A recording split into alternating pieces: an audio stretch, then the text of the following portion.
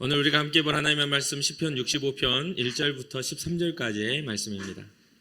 시편 65편 1절부터 13절까지의 말씀입니다.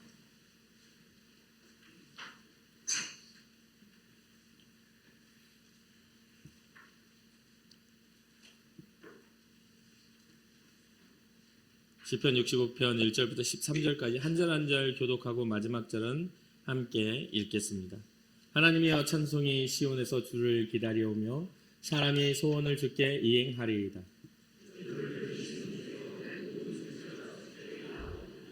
죄악이 나를 이겨싸우니 우리의 허물을 주께서 사하시리이다.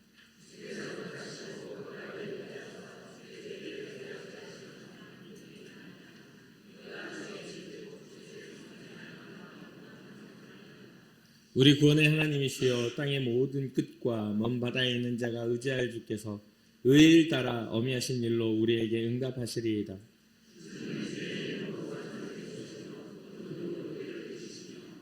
바다의 설렘과 물결의 흔들림과 만민의 소유까지 진정하시나이다.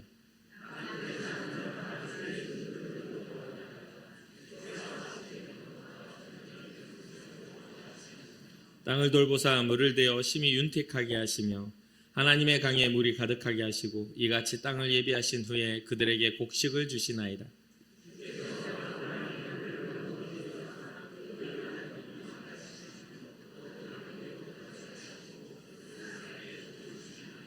주의 은택으로 한 해를 관씌우시니 주의 길에는 기름 방울이 떨어지며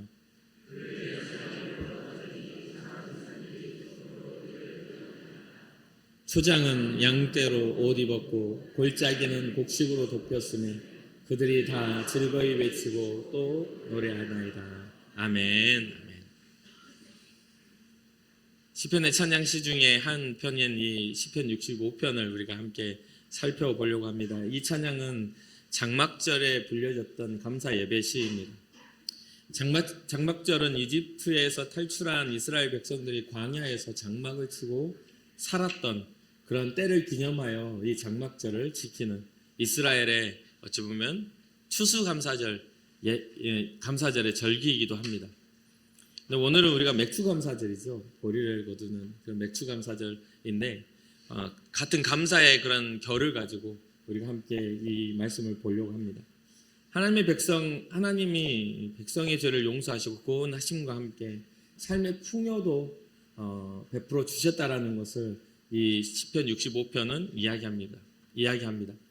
대부분의 사람들은 살면서 누리는 모든 것이 자연스럽게 이루어지거나 특별한 노력의 선물이라고 생각합니다. 내가 노력했으니까 이런 걸 내가 할 수 있어.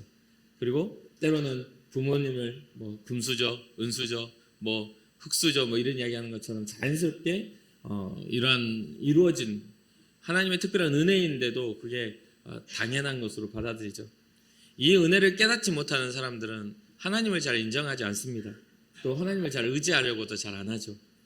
하나님을 인정하지 않고 의지하지 않기 때문에 뭐가 없죠? 하나님에 대한 감사도 별로 없습니다.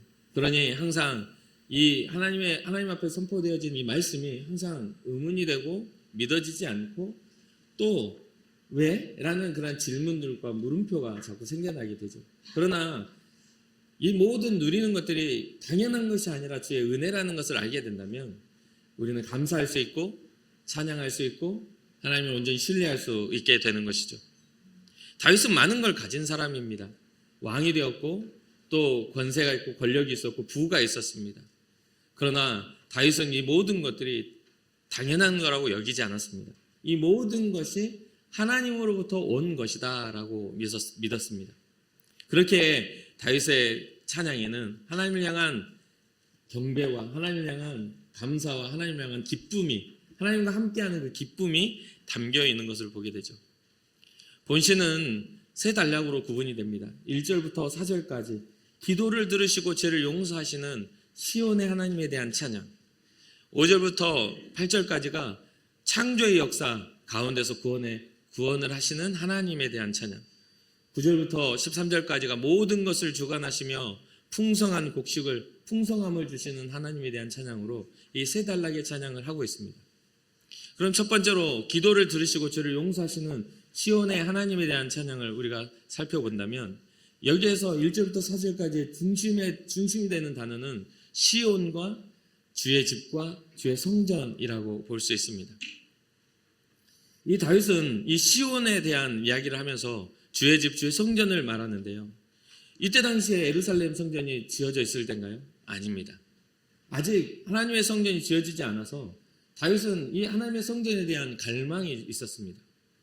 무엇이냐면 하나님을 위한 게 무엇일까라고 고백할 때 주님이 거하시는 그곳, 하나님이 거하신 그곳 시온, 그곳은 바로 주의 집이요 주님의 성전이라고 말하는 그 미래에 대한 자기가 그 향한 자기의 소망에 대한 이야기들이 중심에 품어져 있었다는 겁니다.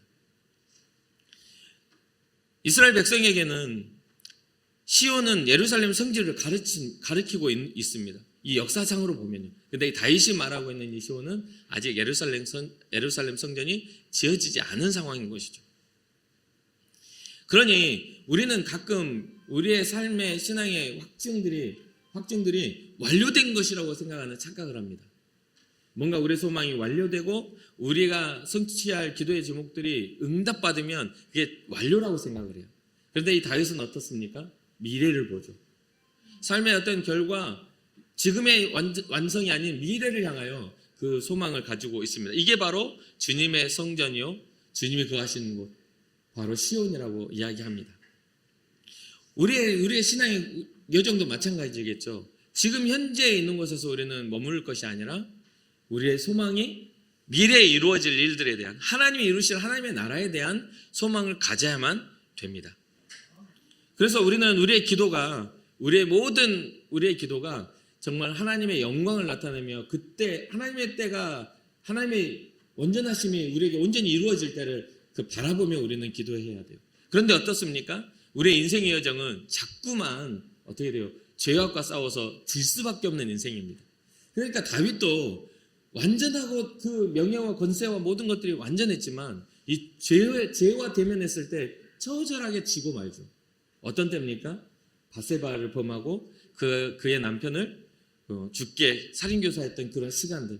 그러니까 다윗이 3절에 이렇게 고백합니다. 죄악이 나를 이겨싸우니.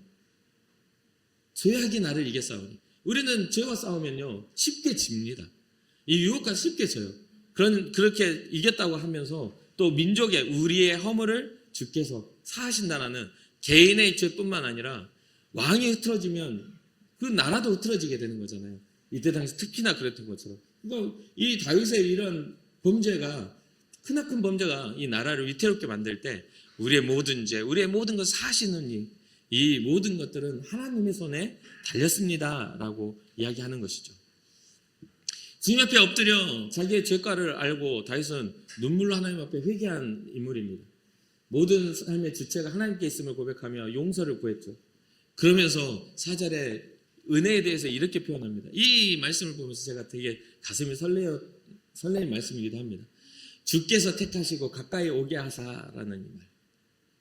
우리는 특별한 관계 안에 들어간다는 것은 그 사람, 가고자 하는 사람이 그 자기의 품을 내어줘야만 가능한 거잖아요. 품을 내어줘야만 합니다. 그리고 그러한 것들이 특별한 관계가 맺어졌을 때 또 어색하지 않게 그게 가능합니다. 그래서 이 다윗이 하는 말은 주께서 택하여 주셨기 때문에 가까이 오게 되었다. 가까이 하나님 앞에 갈 수가 있습니다. 여러분들, 우리는 지금 예배하며 주님 앞에 나온 것이 정말 당연하고 여러분의 선택이고 언제든지 지금도 박차고 뛰쳐나갈 수 있는 자유를 가지고 계시잖아요. 그런데 이 모든 것들이 오히려 여러분들이 선택한 것 같지만 하나님이 예수 그리스도라는 그 생명의 이름으로 여러분들의 우리의 죄를 사하고 주님의 품으로 우리를 이끄시지 않았다면 우리는 멸망받을 수밖에 없는 그런 하나님과 상관없는 인생이었음을 우리는 깨달아야 합니다. 그래서 주께서 택하시고 가까이 오게 하사 어떻게 하셨다? 주의 뜰에 살게 하신 사람. 주의 뜰이라는 게 어디입니까? 하나님이 거하시는 그곳 바로 시온입니다. 주님의 집이요 주님의 성전입니다. 주님의 뜰에 우리는 지금 들어와 있는 거예요. 주님의 뜰에 살게 하신 사람은 어떻다? 복이 있나이다. 그곳에 뭐가 있으니까요? 죄의 사함이 있고 허물을 사하시는 그런 용서가 있기 때문에 그렇습니다. 하나님과 우리를 가로막았던 것은 죄입니다. 하나님의 뜻을 거역했던 그 거역한 마음들이 우리를 가로막아요. 여전히 그 거역하는 마음은 하나님과 우리의 사이를 가로막고 있습니다. 그 죄는 우리로 하여금 하나님 앞에 당당하게 나아가지 못하도록 아주 우리를 철저하게 세상에 얽매이도록 만들어 놓고 있죠. 그런데 우리 주님께서 택하셔서 우리를 부르셔서 그 뜰 안에 있으면서 용서하시며 우리로 하여금 참된 자유, 참된 평안, 참된 복을 누린다 말씀하십니다. 그래서 다윗이 뭐라고 하냐면 주의 집 곧 주의 성전의 아름다움으로 만족하리이다. 주의 집 주의 성전의 아름다움, 아직 예루살렘 성전이 지어지지 않았음에도 주의 집 주의 성전에 대한 꿈을 꾸고 그러한 일들이 하나님이 거하시는 곳에 대한 즐거움이 그 마음에 자리 잡으니까 주님의 구원의 기쁨이 있으니까 이 다윗의 삶은 항상 주님을 향하고 소망을 품을 수 있었다라는 사실이죠. 오늘날 우리도 동일한 그런 소망을 품을 수가 있습니다.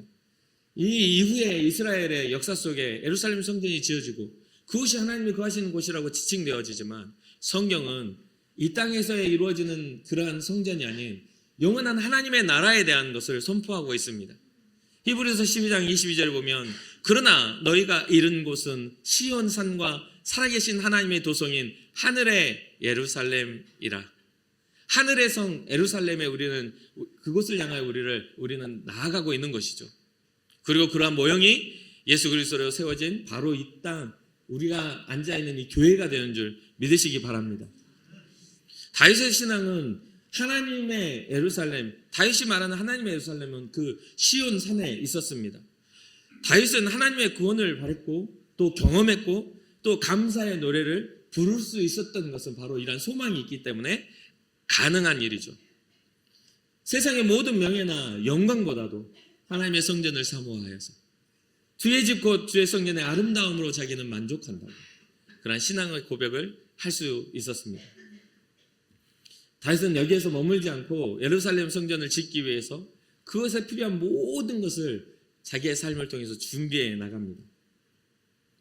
많은 전쟁으로 피 흘림을 통해 그의 삶이 점철돼서 성전 짓는 것을 허락받지 못했지만 그 영광이 허락되지 않았지만 그 아들 솔로몬을 통해서 하나님의 거룩한 성전이 지어지는 그러한 모든 그런 시작점이 다윗을 통해 이루어집니다. 사실 어쩌면 다윗이 그러한 준비를 하지 않았고 왕위가 계승되었다면 솔로몬이 과연 그 성전을 지었을까 하는 생각도 해봅니다. 얼마나 갈망하고 얼마나 소망했는지 그 아들에게까지 이어져서 그 일이 이루어질 수 있었던 것이죠. 이러한 열망을 배경으로 다윗은 시온에서는 하나님을 찬양하는 소리가 나는 것은 당연한 일이라고 말을 합니다. 여러분, 우리 교회 안에서는 하나님께 영광 돌리고 찬양 소리가 끊어지지 않고 기도 소리가 끊어지지 않는 게 당연한 겁니다. 그런데 오늘날에 우리가 위기가 오는 이유가 뭡니까? 이곳에서 이루어져야 할 찬양이, 이곳에서 이루어져야 할 그런 기도가, 이곳에서 강론되어져야 할 말씀이 자꾸만 짧아지고 끊겨지고 있기 때문에 그렇습니다. 여러분 보십시오. 정말 우리가 바라보며 한국교회가 위기다라 하는 것은 외부에서 찾지 말고 여러분 자신 스스로에서 발견하시기 바라요. 모든 문제는 외부에서 찾아지는 게 아닙니다. 나는 불행해 라고 하는 건 그 불행은 외부가 주는 게 아니라 그 문제를 이기지 못하는 나의 연약함입니다. 우리 몸속에서 암이 왜 생겨납니까? 끊임없이 암은 우리 몸 안에서 나타난다고 합니다. 그런데 그것을 이길 힘이 없을 때 암은 그 자리에 자리하고 차지하게 되는 것이죠. 우리의 몸이 연약해지고 우리의 내성이 그것을 이길 힘이 없을 때 말입니다. 그러니 위기는 뭐냐면 우리에게 영적인 게 사라지고 하나님을 향한 갈망이 최선이 아니라 차선이 될 때 우리는 위기가 오는 겁니다. 성경은 끊임없이 이야기하고 있습니다. 하나님보다 더 우선시 되어지는 것은 우상이라고 말이죠. 믿음으로 감동된 자들은 하나님께 약속한 소원을 지키는 그러한 사람들입니다. 믿음으로 감동된 사람은 하나님 앞에 약속한 소원, 우리에게 주어진 여러분들이 주어진 직분의 약속을 지켜야 하고 여러분들이 주어진 신앙, 하나님을 향한 은혜에 대해 감격하며 하나님 앞에 올려졌던 그 약속들을 기억하며 지키는 사람들이죠. 모든 사람은 모든 육체는 기도의 제목을 가지고 하나님 앞에 나아갈 수가 있습니다. 그것이 바로 또한 그 기도의 제목들을 통해 성취되는 것이 바로 이 교회인 것이죠. 그러니 사랑하는 성도 여러분, 주께서 택하시고 가까이 오게 하신 여러분들이 가질 소망을, 마땅히 품어야 될 소망을 품으시기를 주님의 이름으로 축복합니다. 그리고 이 주님의 뜰에 살아가는 것을 기쁨으로 받아들이시기를 주님의 이름으로 축복합니다. 마지못해가지고 시간 내가지고 와주는 것처럼, 마지못해가지고 이렇게 해주는 것처럼 정말 그 관계는 불행해요. 서로가 사랑하는 그런 관계 속에서 열심히 노력해야 버틸 수 있는 그런 관계면 참 불행한 거 아닙니까? 우리가 뭐 어떤 부부관계도 여러분 하루 종일 어떻게 막 참고 있냐고 이유를 악물어서 노력해야 된다면 얼마나 힘들겠어요.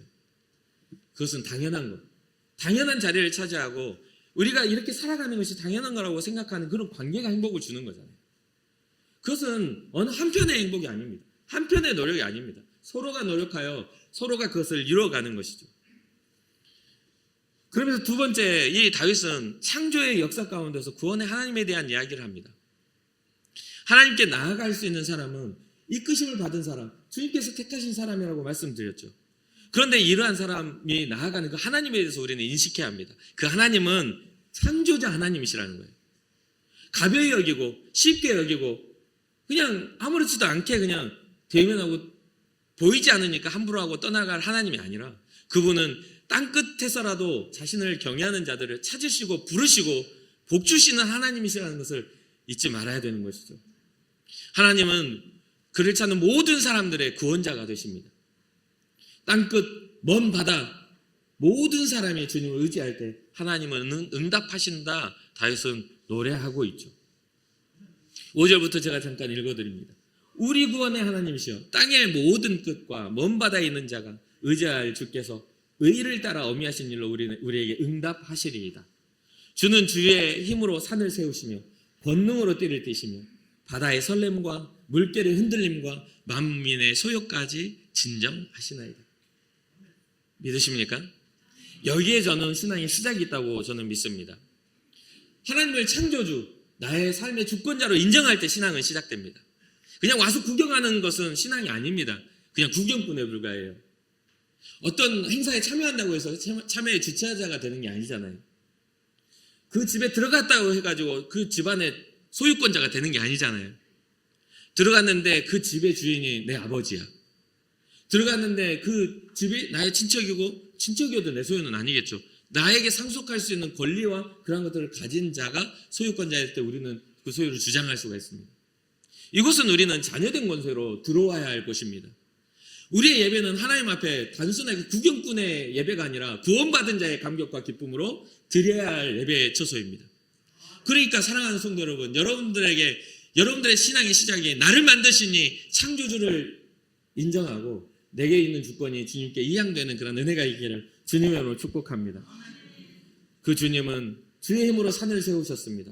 권능으로 띠를 띠셨고 바다를 설레게 하셨고 물결의 흔들림 속에 만민의 소요까지도 진정하시는 분, 만민의 소요까지도 평안하다 하실 수 있는 그 선포하실 수 있는 분이 하나님이심을 믿으며 주님 앞에 나아가시길 주님의 이름으로 축복합니다. 이 믿음 속에 우리가 살아간다면 세상의 어떠한 흔들림도, 세상에 주는 어떠한 우리에게 두려움도 주님 앞에서 우리는 잔잔해질 수 있고 평안해질 수 있음을 믿으시기 바랍니다. 세 번째로 모든 것을 주관하시며 풍성한 곡식을 주시는 하나님에 대해서 이 다윗은 이야기합니다. 지금 장막절이잖아요. 장막절은 이스라엘 백성이 이집트를 나와 광야에서 생활하면서 장막을 쳤다가 이동하라 하면 장막을 걷어서 또 다른 곳으로 이동하고 그런 과정에 40년을 그렇게 살아갔어요. 근데 그 40년의 시작점은 불순종이고 불신앙이었잖아요.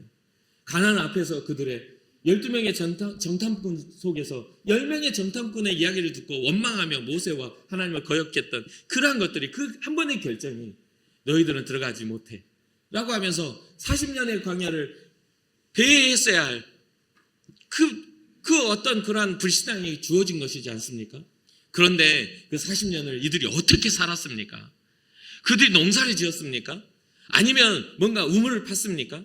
그러지 못했어요. 광야는 농사 지을 땅도 아니고 우물을 만들어 놓고 거기서 거주할 땅도 아닙니다. 그들이 그 많은 숫자가 살기에는 터무니없는 그런 척박한 곳이죠. 나라도 어떤 행정도 결정되지 않고 유리해야 하는 그 나그네처럼 돌아다녀야 할 그 광야 생활이 40년이란 말입니다. 1세대는 다 죽고 이 세대만 들어갈 수 있는 그런 긴 시간 속에서 괴로울 때 그들은 어떻게 했죠? 그들은 하나님의 만나를 경험했고 메추라기를 경험했고 하나님이 주시는 시원한 물을 경험했다 이 말입니다. 사람의 손으로는 아무리 심어도 그것을 다 걷어서 다 할 수 없지만 하나님이 돌보시니 된 것이지 않습니까? 다윗은 그것을 잘 알고 있었습니다. 장막절에 지어놓은 이 찬양의 시 가운데 이 다윗은 이야기합니다. 땅을 돌보사 물을 대어 심히 윤택하게 하시며 하나님의 강에 물이 가득하게 하시고 이같이 땅을 예비하신 후에 그들에게 곡식을 주시나이다. 주께서 밭고랑의 물을 넉넉히 대사 그 기랑을 평평하게 하시며 또 담비로 부드럽게 하시고 그 싹에 복을 주시나이다. 제가 가끔 이제 시골 출신이니까 이야기하잖아요. 씨앗을 100개를 땅에다 심는다 해서 100개 다 나지 않아요. 그리고 100개가 싹을 틔웠다 해서 다 건강하게 열매를 맺도록 자라지 못해요. 하나님의 은혜가 아니면 절대로 이 씨앗은 생명의 싹을 틔울 수가 없습니다. 모든 생명은 주님께 있습니다. 모든 창조와 생명의 주권은 주님께 있어요. 오늘 하루 우리가 시원한 숨을 내쉬고 오늘 하루 평안한 잠을 잘 수 있는 건 다 주님의 손 안에 있다 이 말이에요. 근데 그것을 모르고 우리가 감사를 잃어버리고 살아간다면 주님 앞에 설 때 우리는 굉장히 부끄러워질 겁니다.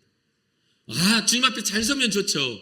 심판이 아니라 은혜 안에 설 수 있으면 너무나 감사한 일이지만 우리의 생각과 삶의 방향이 잘못되어서 모양은 신앙자 같은데 겉껍데기는 신앙자인데 중심은 하나님을 모르는 자가 되어가지고 우리의 중심을 감찰하시는 이의 눈에 우리가 불신앙자로 보인다면 하나님으로 부여할 자가 세상에 부여하게 살게 된다면 주님 앞에 어쩌면 우리는 심판대 앞에 설지도 모르지 않겠습니까? 그 믿음과 우리의 신앙의 고백을 누가 증명하겠습니까? 입술로는 사람도 한 길, 10길 물속을 알아도 한 길 사람 속을 모른다는 게 속담인데 우리의 신앙의 고백이 거짓이신지 진실인지를 우리가 어떻게 판단합니까? 인종적으로야 예수 믿는다니까 당신도 예수 믿는 자요 나도 예수 믿는 자라 하면서 안심할 수 있지만 주님이 우리를 택하신다는 것을 인정해야만 합니다. 주님이 우리를 택하시는 거예요. 그리고 그의 뜰 아래 주님이 우리를 거두어주시는 겁니다. 그러니 사랑하는 성도 여러분, 이곳에 나와 앉아있는 여러분들이 복되심을 믿으시길 주님의 이름으로 축복합니다. 그리고 중심으로 다해서 여러분 믿음의 결단이 일어나야 됩니다. 내가 비록 잘하지는 못하지만 내가 비록 잘 알지는 못하지만 그냥 세상이 알고 있는 그냥 스쳐 지나가며 알고 있는 거기에 그 건물 있는 줄 알아. 그것과 저하고는 상관이 없잖아요.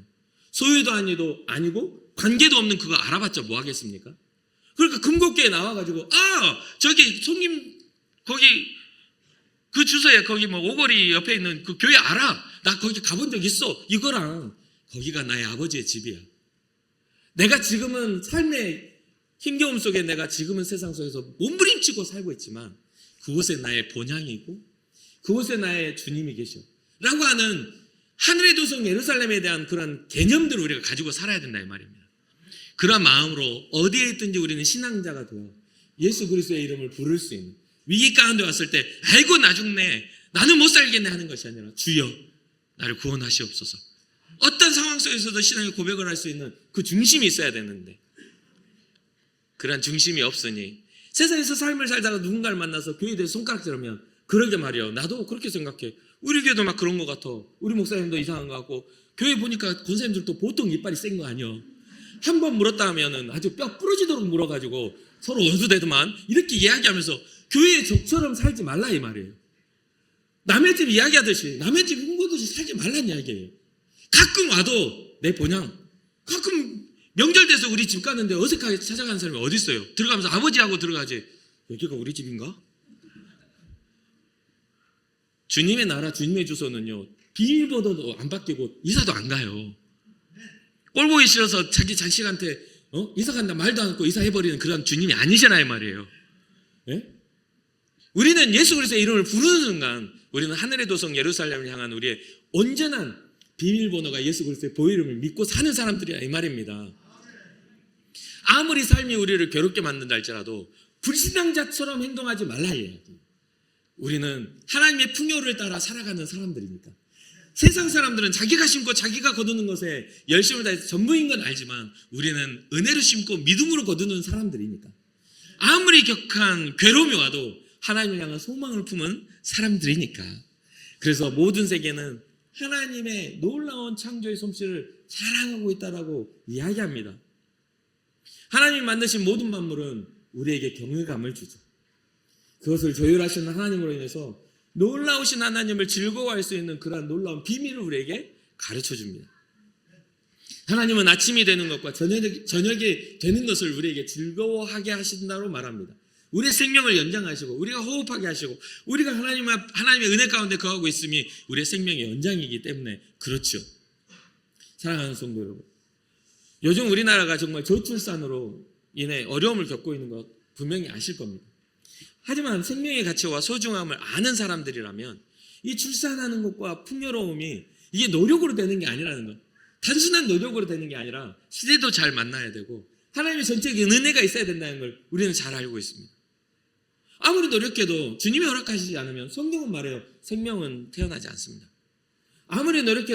우리가 아무리 노력해도 이 시대에 그런 격한 시대에 풍랑이 일어나면 우리는 그것에서 그냥 풍랑 위에서 흔들리는 사람밖에 안 됩니다. 요즘 여러분 뉴스 보시잖아요. 중국에서 토네이도가 막 어마어마한 토네이도가 일어나고 미국에서도 그러한 일들이 일어나고 사방 곳곳에서 재난의 이야기들이 일어나잖아요. 그들은 뭐 선택해가지고 그 토네이도 가운데서 희생을 당합니까? 그건 하늘의 일이요, 하늘의 주권이지 않습니까? 하나님의 역사이지 않습니까? 그럼 오늘 우리에게 주어진 평안이 얼마나 큰 은혜인지 우리는 분명히 알 수 있지 않습니까? 소망을 이루려고 사람들은 고대로부터 이 다산과 풍요의 소망을 이루려고 고대로부터 사람들은 굉장히 노력합니다.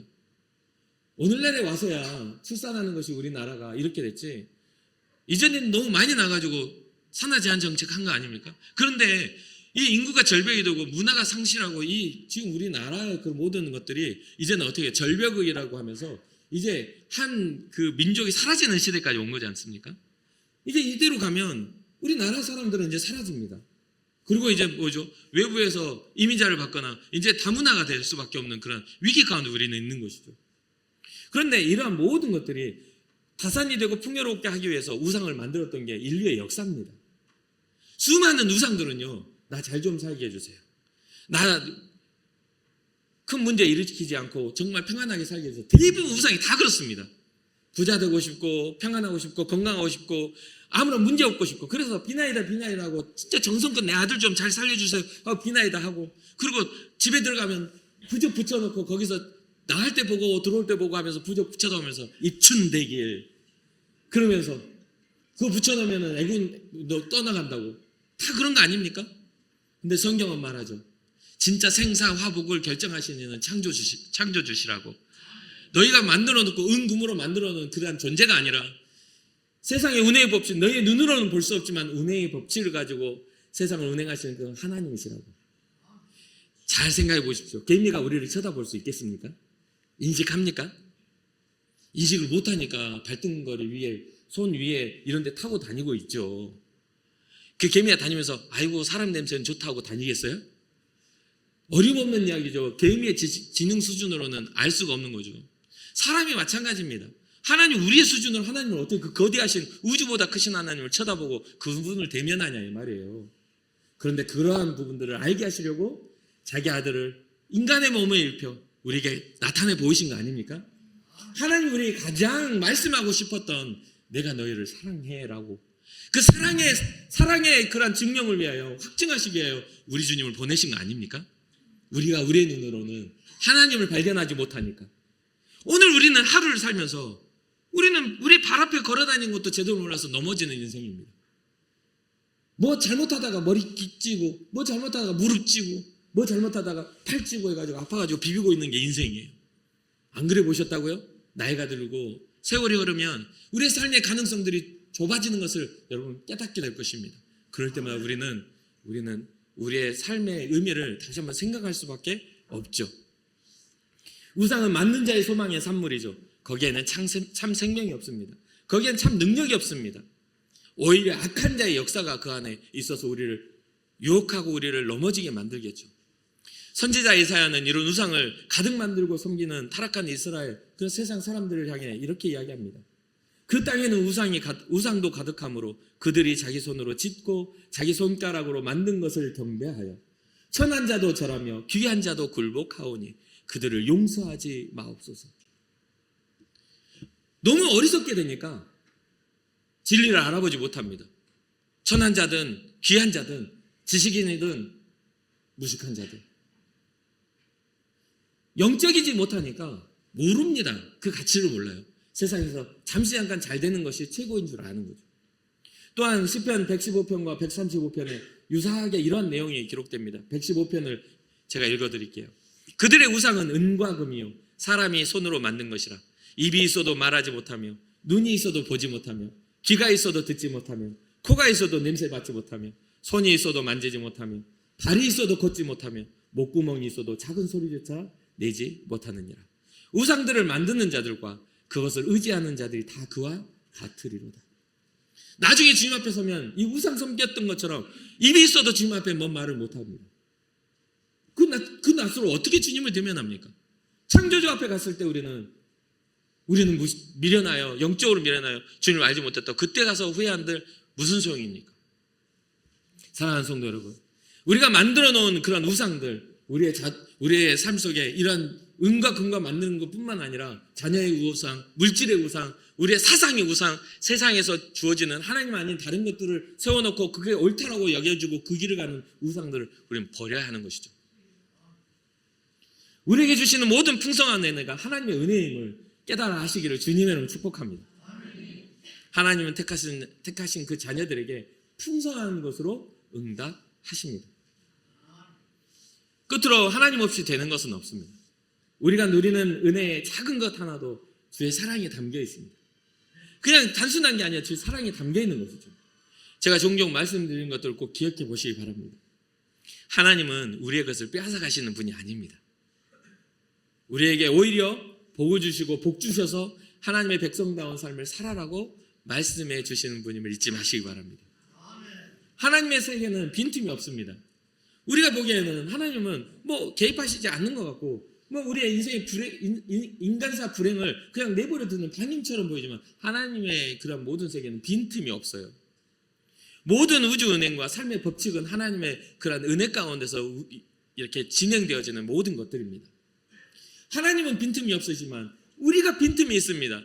하나님은 완전하시지만 우리가 불완전합니다. 하나님은 거룩하시지만 우리는 죄 가운데 거합니다. 그게 문제입니다. 주님을 대면할 수 없는 우리의 모습이 자꾸 주님을 오해하게 만듭니다. 주님을 대면할 수 없는 우리의 수준이 주님을 오해하게 하는 거예요. 가장 최선의 것을 주셨음에도, 자기를 낮춰서 우리에게 희생으로 주셨음에도 우리는 그것에 대해서 바라보지 않으려고 합니다. 우리가 언제 그거 달라고 했습니까? 부담스럽습니다. 우리한테 예수님 주시고 뭘 바라시려고요? 라고 하는, 은혜는 얻고 싶지만 은혜에 대한 대가를 지불하고 싶지 않은 우리의 이기적인 마음들이 죄 가운데 우리를 가득해 있는 것이죠. 그러나 사랑하는 성도 여러분, 하나님은 자신의 아들 독생하신 예수님을 이 땅에 보내셔서 자신을 나타내 보여주셨음을 기억하십시오. 그리고 그 생명의 은혜는 분명히 많은 것들을 바꿨습니다. 많은 사람들을 바꿨습니다. 지난 2000여 년 동안 죽어갔던 영혼들, 그 은혜를 알고 주님 앞에 돌아와 하나님의 도성 예루살렘을 바라보게 되었고, 참된 인간의 그런 삶의 의미들을 발견하고 주님을 향하게 되었습니다. 그리고 그 많은 사람들은 하나님의 자기의 의지를 따라 사는 것이 아니라 하나님의 뜻과 섭리를 알게 되어 하나님의 소원을 품고 복음의 증거자들이 되었습니다. 단순하게 누리는 삶의 풍요를 넘어서 이제는 영혼의 풍요와 자유를 누리시는 여러분과 제가 되기를 주님의 이름으로 축복합니다. 그러니 마지막으로 여러분들이 꼭 부탁드리고 싶은 것, 우리에게 주어진 일상이 하나님의 주신 은혜를 저장하는 창고가 되길 원합니다. 하나님이 주신 은혜를 우리의 일상들이 저장하는 창고가 되어야 되는데, 끊임없이 정말 불행이 들어오고 끊임없이 염려가 들어오고 끊임없이 하나님 아닌 다른 것들이 들어와서 우리의 삶을 변질시키지 못하도록 우리의 일상을 주님의 은혜의 창고로 삼아서, 내가 이렇게 기도해야 했던 주님이 이렇게 응답하셨다고, 주님께 바라야 했던 주님 나를 풍요롭게 하셨다라고, 그런 어떤 신앙의 간증들로 가득 찬 여러분과 제가 되기를 주님의 축복합니다. 그래서 삶의 모든 곳에서 하나님을 찬양할 이유를 발견하시기를 바랍니다. 삶의 모든 곳에서 하나님의 구원을, 그 사랑을 확인하시기를 바랍니다. 삶의 모든 것에서 하나님이 주시는 풍요를 누리시기를 주님의 이름으로 축복합니다. 잠시 기도하겠습니다.